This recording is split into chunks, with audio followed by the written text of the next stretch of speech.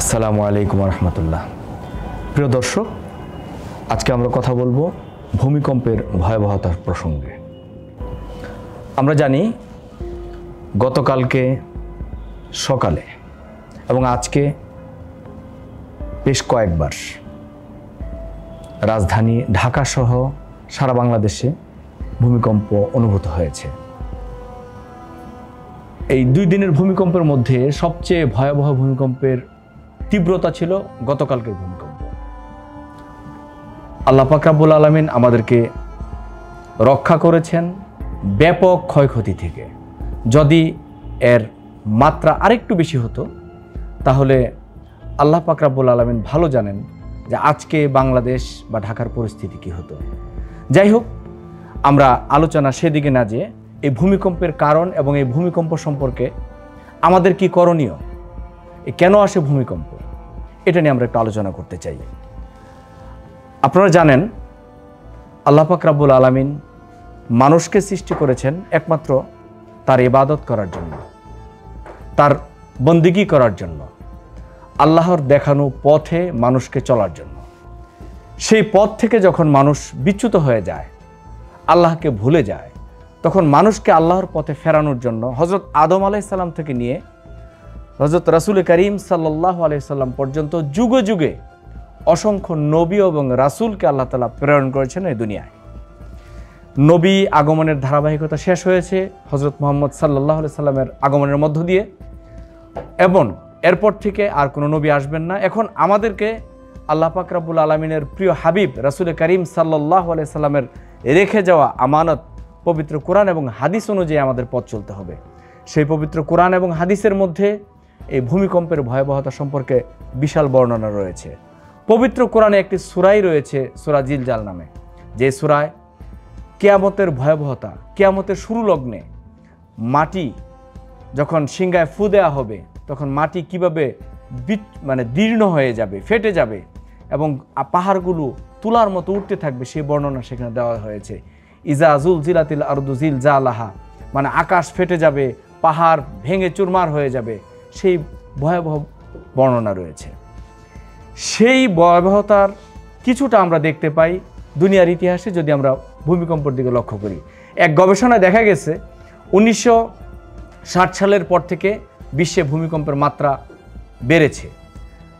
সাম্প্রতিক বছরগুলোতে তুরস্ক এবং আফগানিস্তানে ভয়াবহ দুর্ঘটনা ঘটেছে। এই ভূমিকম্পের মাধ্যমে ব্যাপক ক্ষয়ক্ষতি এবং প্রাণহানির ঘটনা ঘটেছে। এই ভূমিকম্প মানুষকে তার সীমাবদ্ধতার কথা, মানুষ যে কতটা অসহায়, মানুষের অসহায়ত্বের কথা, মানুষের শিক্ষা নেওয়ার জন্য এখানে অনেক বিষয় রয়েছে।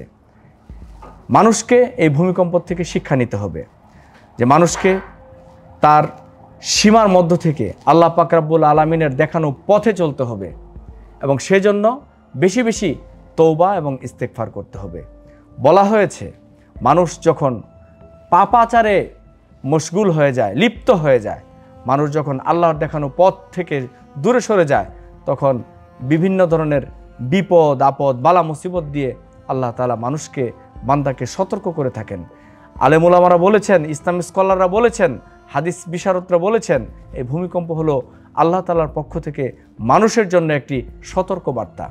এই সতর্কবার্তা যেহেতু আমরা সতর্কবার্তা নানাভাবেই পাচ্ছি, আমাদের উচিত হলো সেই সতর্কবার্তাকে মনে প্রাণে গ্রহণ করা। সেজন্য আলেমরা বলে থাকেন ভূমিকম্পে যখন হবে, ভূমিকম্প হওয়ার পর বা ভূমিকম্প হওয়ার আগ থেকেই সর্বাবস্থায় মানুষকে পাপ থেকে, যাবতীয় পাপ থেকে তওবা এবং ইস্তিগফার করতে হবে। যে পাপে লিপ্ত আছে, প্রকাশ্যে গোপনে মানুষের অধিকার নষ্ট করার জন্য যে পাপ আছে, মানুষ ঠকানো, লোক ঠকানোর পাপ আছে, যত ধরনের পাপাচার আছে, সব ধরনের পাপ থেকে মানুষকে মুক্ত থাকতে হবে। যা ইতিপূর্বে হয়ে গেছে আন্তরিকভাবে তওবা করতে হবে, সেই সঙ্গে বেশি বেশি দান খয়রাত করতে হবে, মানুষের প্রতি দয়া প্রদর্শন করতে হবে। এক হাদিসে বলা হয়েছে, যে ব্যক্তি সৃষ্টির প্রতি দয়া প্রদর্শন করে আল্লাহ পাক রব্বুল আলামিন তার প্রতি দয়া প্রদর্শন করেন।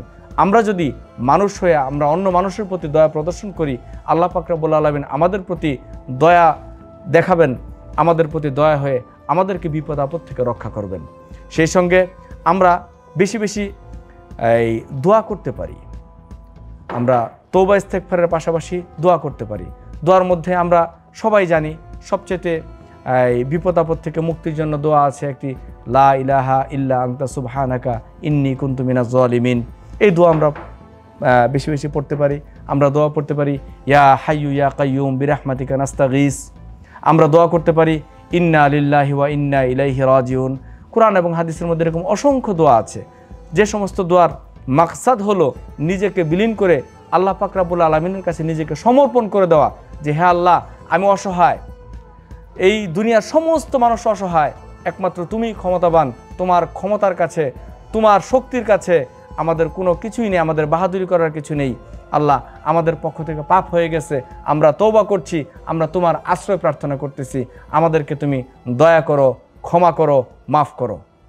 আল্লাহ তাআলা আমাদের সবাইকে এই ভূমিকম্প থেকে শিক্ষা গ্রহণ করার তৌফিক দান করুন। আমিন। আসসালামু আলাইকুম ওয়া রাহমাতুল্লাহি ওয়া বারাকাতুহু।